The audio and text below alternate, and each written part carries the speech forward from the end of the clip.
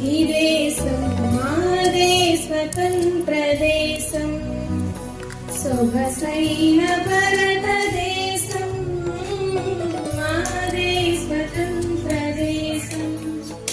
గ్రామాలనెన్నో తడిపి బంగారు పంటలు సగే, వేలాది నదులు కలిగి వెలసిల్లు భారతదేశం. ఈ దేశం మాదే స్వతంత్ర దేశం, సొగసైన భారతదేశం మాదే స్వతంత్ర దేశం.